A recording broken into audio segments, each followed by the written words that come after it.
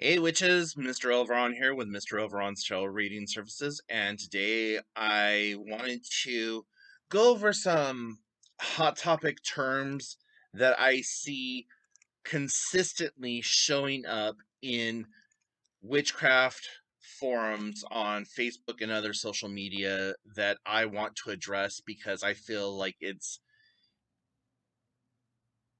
not only giving out wrong information, but it's being used in the wrong context. And so the very first topic I want to talk about is gatekeeping. I don't know who the fuck started this damn terminology where everything is being gatekeeping and all this other stuff, but in the foundational traditional practices of witchcraft, and this also follows into something I'm going to talk about later, but gatekeeping is not an actual thing. The term gatekeeping is usually used in that somebody is trying to keep information from you or whatever else, okay? In witchcraft, gatekeeping was a way of teaching. I'm sorry, I'm having to think of the way to properly word this. So when when a teacher told you no, you can't learn that because you need to learn XYZ, or you need to learn ABC before you learn XYZ. And that's true, and that's the case. Today, modern witch, and I'm using this, modern witches don't like to be told you cannot learn something right now because of this, that, or whatever reason. We don't like to be told no. And so many people who are witches today, or claim to be witches, or spiritualists, or new age practitioners, whatever damn title you throw on yourself, 99% of the people that I see are Christian convert, are moving from a more mainstream religion like Christianity or Muslim, or um I even talked to somebody the other day who was who used to be Mormon, and another person who used to be Jehovah's Witness. They are moving from that into witchcraft, thinking, oh, that there's no laws, there's no like male hierarchy, like patriarchy to tell me what I need to do. And um, just because it's not a male led religion does not mean that there are not steps and things you have to do in order to properly do them. And this kind of all like culminates with everything that I want to talk about. So gatekeeping, closed practices, closing mirrors, intention-led witchcraft, and traditional witchcraft versus eclectic witchcraft versus Wicca, and the like. So these are all things that I want to talk about today. And so really, gatekeeping comes in a lot of different forms, and it's there for a reason, people. Like, if you are just starting off in the craft and you are reading a bunch of bullshit books from like Barnes and Noble and places like that, and you're getting all your information from witchcraft groups on Facebook or Twitter, or well, not Twitter anymore, but if you're getting the bulk of your information from people who claim to have been learned in these whatever because their hot yoga instructor said that they are now a practitioner or whatever, you need to really start reading books that are like pre 2000. There, I would even say as far as pre 2005, because there was kind of like this dynamic shift right around 2005 that happened within the spiritual community where witchcraft and Wicca and stuff like that started becoming a little bit more prominent and more accepted, and more people started following that path. So, um, you know, in times past, gatekeeping was used as a method to teach the students, because you can't know what XYZ is until you know ABC. And the you know that doesn't sell books. That doesn't sell merchandise. That doesn't sell empowerment. That sells, oh, I have to do what I'm told. That sells, oh, you mean I can't just light a candle and call myself a witch? That that sells, all of these things that are sanctioned. And so, like in Wicca and in traditional witchcraft and things like that, but mainly within Wicca, you have the tradition of a year and a day, where your high priest or high priestess of your coven or your teacher puts you through different steps and initiation processes.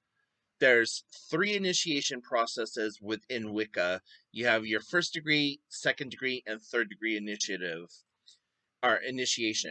And within your first degree of initiation, you were taught the basics and the foundations and the principles and the correlations and correspondences of witchcraft.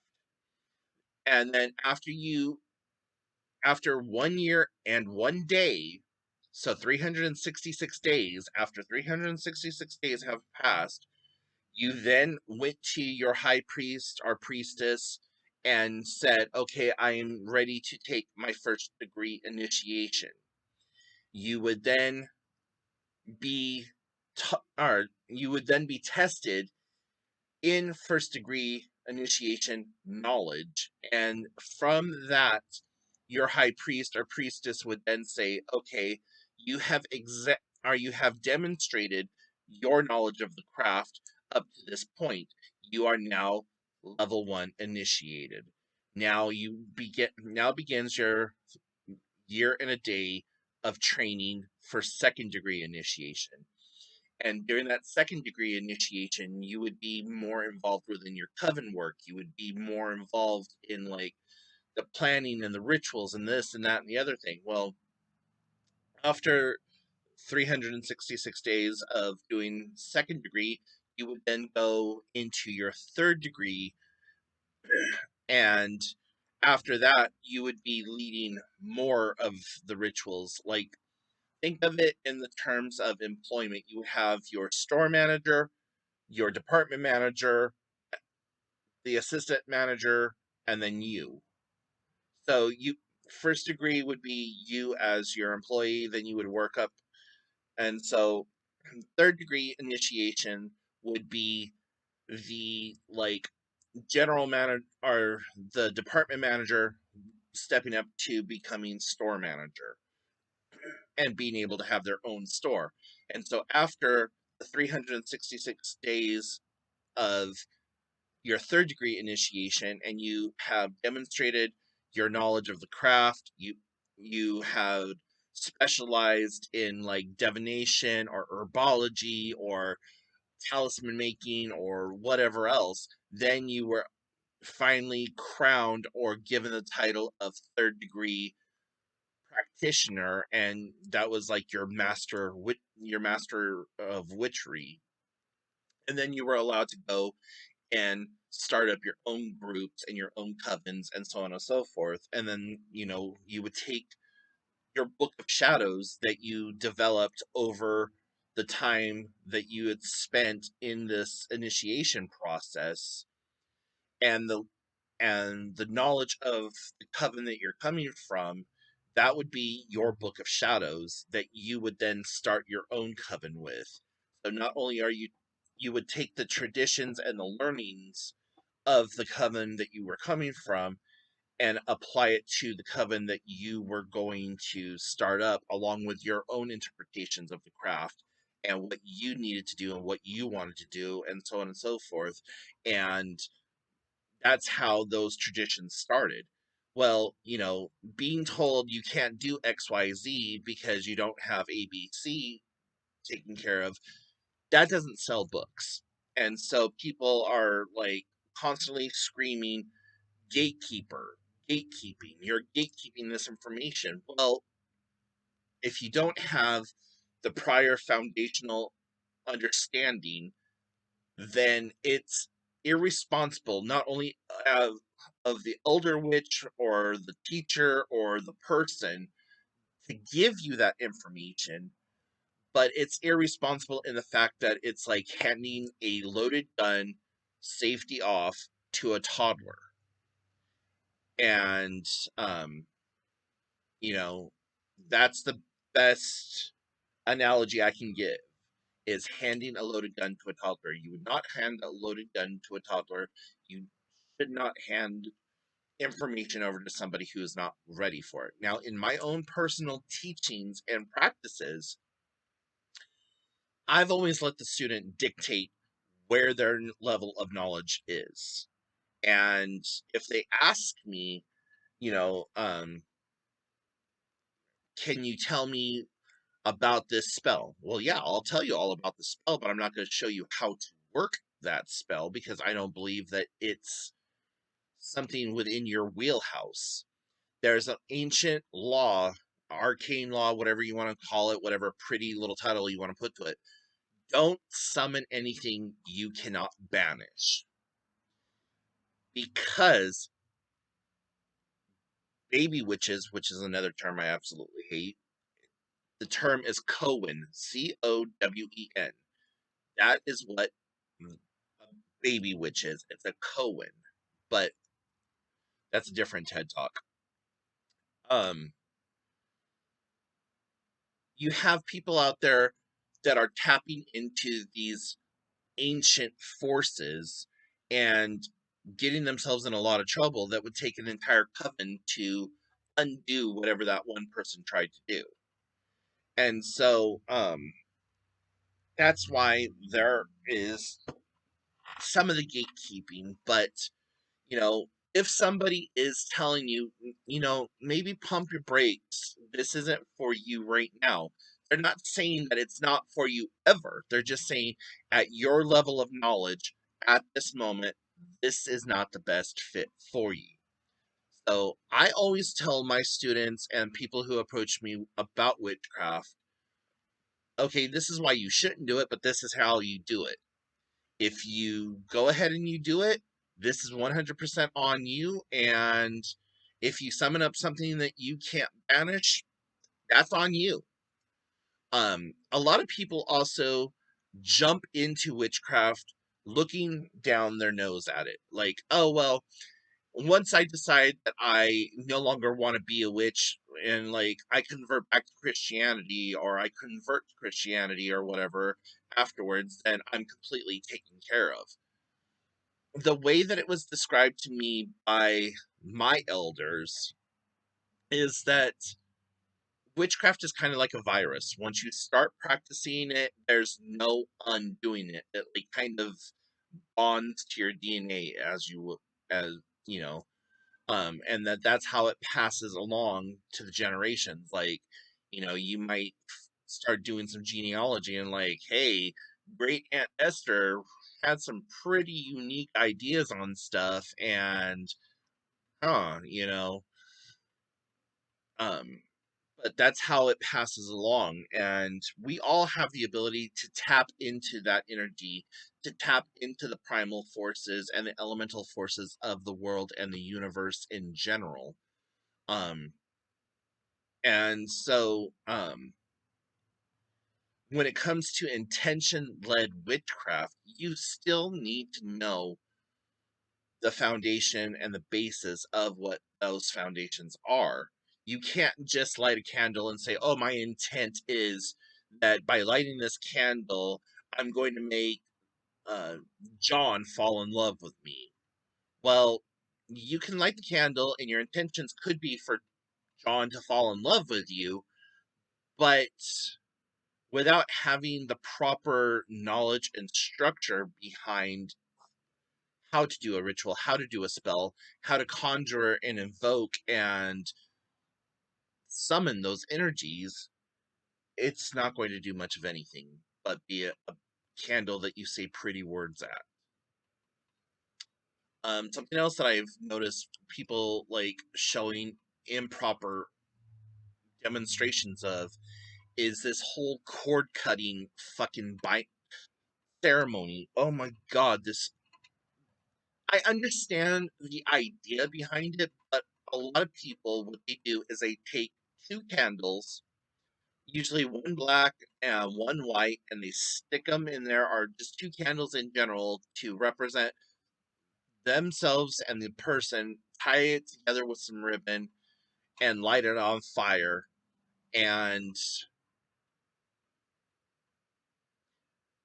this is the number one thing that I see going around the entire social sphere is this particular style of ritual, thinking that this cord cutting is somehow going to cut ties to that person or whatever. Yes, it will cut the ties or help in cutting ties or separating or calling your energy back or whatever else. However, if you have the candles, doesn't matter what color the candles are, in the same goddamn container, it is going to meld your energy with that other person's energy, regardless of the pretty words you say, regardless of if the cord catches on fire and separates between you two. You have still put the energy of that person and the energy of you into those candles, and as they melt, they become one. And if you're putting it into salt or rice or dirt or whatever else, you are then not only solidifying and melding the or you're not only melding the energies together of the two people, you are solidifying it. And if you're doing it in salt, you are blessing the union of the two energies. And so that is one thing that is like the biggest mistake that people are doing and following along with these rituals. It does not matter your intention if you do not do the ritual properly. A proper way to do that spell is one candle, one candle, one container, the rope in between, a saucer of water for for everything. So when your candle burns down, it is pure and it goes into the salt pure. When their candle burns down, that is pure and it goes into the salt or whatever medium you're using to hold it up as pure. The water separates you, the fire separates you, the fire drops into the water, the the water nullifies the the bond between the two of you and quenches the magic and sinks it all into place. That is something that you have to follow along with. So many people that are doing these stupid cord cutting where it's all in the same thing is only keeping that person and that energy in their life longer. It's actually going to be harder to get rid of that person, to get rid of that energy once everything has congealed and solidified than if you do it the proper way. But having the proper way does not sell books. And if you have 100,000 people doing it the wrong way, then people who have been around doing it the right way come along and say, no, you're doing it wrong. Well, this is what all these people over here are doing. So, and they say it works. So, not that I'm upset or bitter or angry about that, but whatever. The other thing is closed practices. This is a new term that has just recently kind of come up over the last few years, talking about like how you shouldn't use sage because it's cultural appropriation. You shouldn't do this or that or blah blah blah. That to me sounds more like gatekeeping than anything else. And the idea of a closed practice, like if you're practicing witchcraft, you are practicing a closed practice because witchcraft and witchery were only taught to certain groups of people. That's why you had a shaman or a medicine man or a wise person or a guru or whatever else in your community, in your tribe, in your village, is because that person belonged to a select group of people that were able to do what you are practicing now. Just because you go to Barnes Noble and buy a book and read it does not mean that you are not practicing a closed practice. Using Palo Santo is not a closed practice. Using sage is not a closed practice. Is sage used by Native Americans? Yes. Is Palo Santo used by Hispanics and Latinx people? Yes, but it is not a closed circuit. You are American, but the gods and goddesses that you are worshiping and calling to are European. They are Greek. They are Egyptian. They are like whatever. If it's a closed circuit or a closed practice, you cannot worship the god and goddess. If you look at the moon and you say the moon in all of its glory is my representation of the goddess, well, there are 500 different gods and goddesses that the moon represents. So therefore, you cannot use that symbol as your interpretation of god or goddess because, you know, it existed before you did. So, um there are no such thing as closed practices. About the closest thing to a closed practice that I could possibly see would be voodoo, an Afro-Caribbean spirituality, because the slaves brought that over from Africa.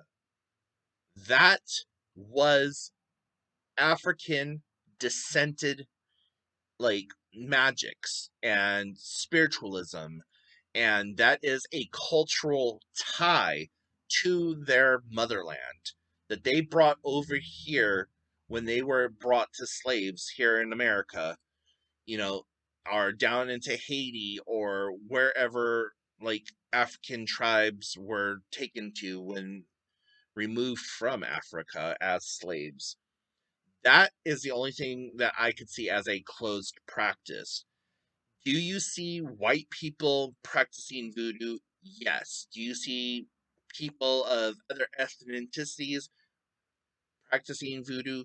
Yes. But typically, it is persons that are Cuban or Haitian or have some kind of cultural tie to Africa and the Afro Caribbean. And so I myself am Native American and European white. I do practice voodoo, but I am not a voodoo practitioner. The difference is a voodoo practitioner is like anointed and fully enveloped in the voodoo religion. I, as a practitioner, are a are somebody who practices voodoo. I am not fully initiated into the practice. However, I have made my offerings to a few of the different Lao and Osha of the voodoo religions.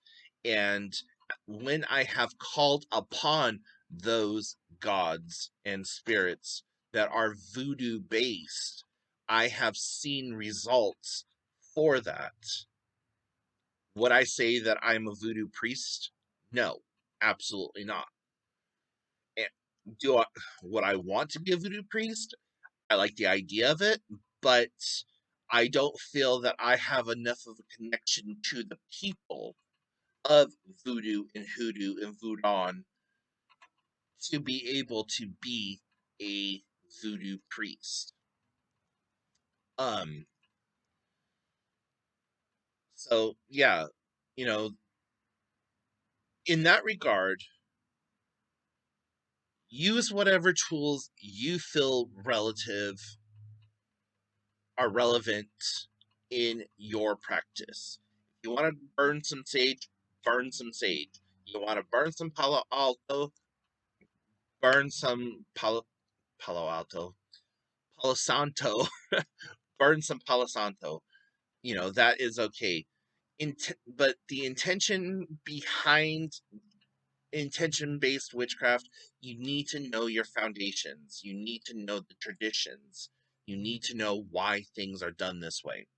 Now, traditional witchcraft versus eclectic witchcraft versus Wicca, there's a little bit of crowbar separation in between all of them. Wicca was invented by Gerald Gardner in like the early 1900s. Um, and it was done, he did so in a way to make it more bite-sized and manageable for people living here in America, and he's touted as the godfather or the like father of American witchcraft or whatever else. And there was a lot of stuff happening behind the scenes with Gerald Gardner, Aleister Crowley, Raymond Buckland, Doreen Virtue, Isaac and Yvonne Bonowitz, like, and the Covenant of American, what was it, COG, Covenant of the Goddess, and the American Council of Witches and Witchcraft, and things like that people don't know about today.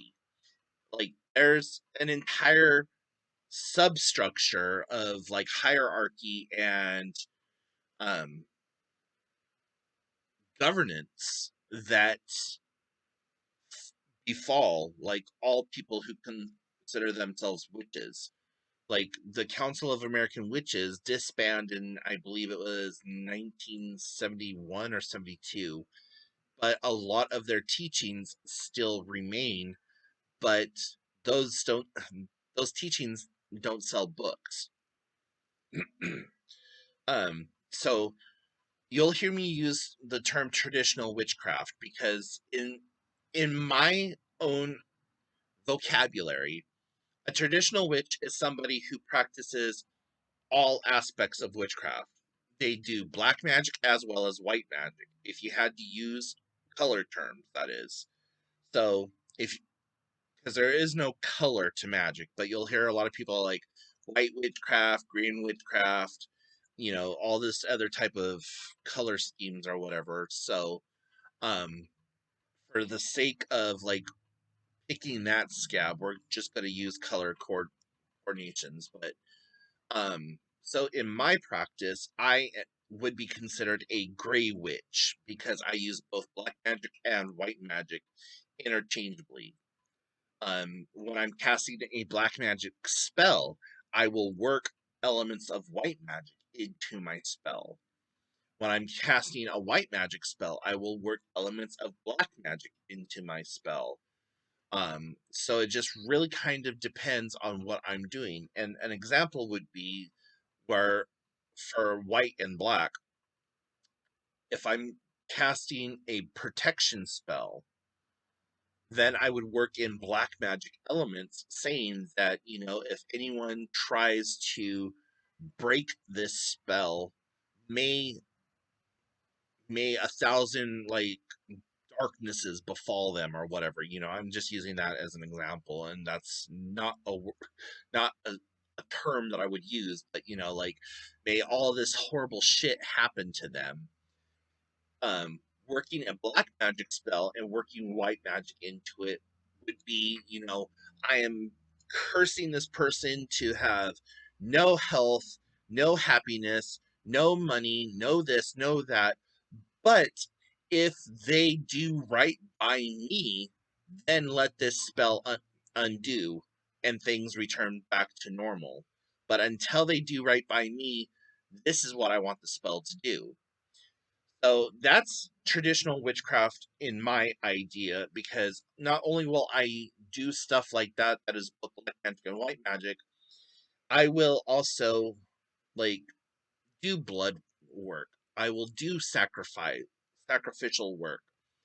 I don't kill anything. I give sacrifice of self because I'm asking for the magic to take place. I'm asking for the spirits to listen to me. Why should I kill something that is innocent when it is to be when it's for me? So I will cut myself, I will cut hair off, I will add something of myself to work as a sacrifice of self to make this work. Eclectic witchcraft is taking little bits and pieces from all different traditions and making it work for you. I use the umbrella term traditional witchcraft, but by today's lexicon and definitions of things, I would be an eclectic witch because I take bits and pieces from different cultures and different religions and magic systems and make something that works for me. Now, you're probably thinking, well, what's the difference between what you do and intention based witchcraft? The difference is I have learned what to do in each one of these different types of craft that I studied. I learned the foundations of voodoo. I've learned the foundations of Satanism and devil worship. I have learned the basis and the workings of Wicca. I have learned, these different things, and I take it and I pull from it.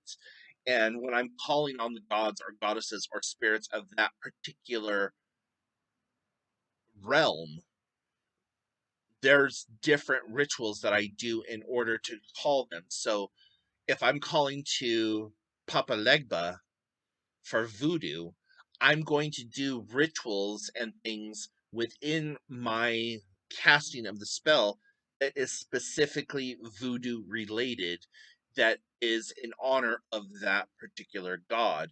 And then I will turn around, and if I'm using, say, the Greek goddess Aphrodite, I will do rituals in that spell to her that is remnant of how she's supposed to be worshipped. And then I always try to be extremely understanding, extremely caring, extremely humble when asking multiple gods, multiple goddesses, multiple spirits or energies to work with each other. And so that's how I tie everything in together. Then you have Wicca. Wicca is a very kind of sandbox, watered down version of witchcraft, and there are so many like issues within Wicca, and especially within the social media blogosphere of life right now. Um, a lot of people believe that Wicca has no evil in it whatsoever, and it's all intention based and um touchy feely, whatever else. Wicca is watered down witchcraft with training wheels, and yeah, there might not be a devil or Satan or whatever else within Wicca, but the gods and goddesses themselves are just as bad as whatever Christian demon you can think of, because they all have secondary aspects or dark aspects of themselves. And so, just because you're worshiping the goddess Aphrodite, who is the goddess of love, desire, sex, beauty, so on and so forth, all of her reverse aspects are just as bad, if not worse, than Beelzebub or Baphomet or, Azrael or, any of them. So, like, there's this huge kind of like disconnect as what is actually happening versus what they think is happening. And also within Wicca, you have the Wiccan Rede, which is by the Wiccan Rede we must in perfect love and perfect trust, um, so on and so forth, and ye harm none, do as you will. And that's like their basic commandment, tenet, whatever you want to call it.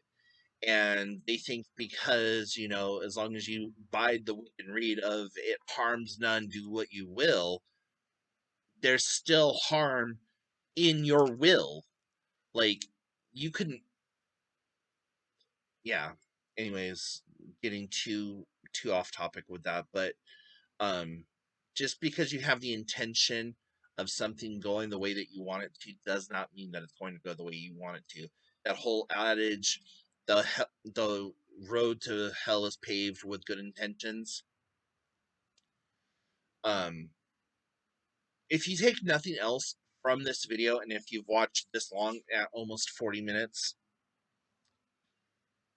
understand this. There are people who have come before you that have the knowledge. Listen to every single person and take from each person a grain of knowledge and apply it to your working. Read more than the books from Barnes and Noble. Look at book if you do need to read books, but look at stuff that is printed in like the 1970s or earlier. You know, like I said earlier, before 2005, look at books published then. You'll see that there is a huge difference in what is published now versus what was published then. Some of those books are thick, they read like stereo instructions, but the information is there. So, yes, witchcraft is yours, but at the same time, learn the foundations of what you are practicing and listen to your damn elders. We have been there and we only want the best for you.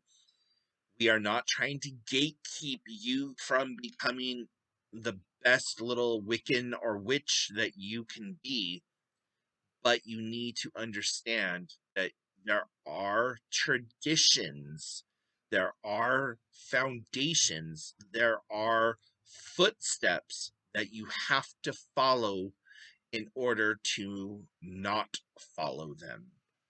And I know that doesn't make any sense, but think about it. So, anyways, witches, I hope this has helped. And if you have any questions, comments, concerns, put them in the comment section down below or shoot me an email, mroveron@gmail.com. And until next time, I will talk to you then. Bye, witches.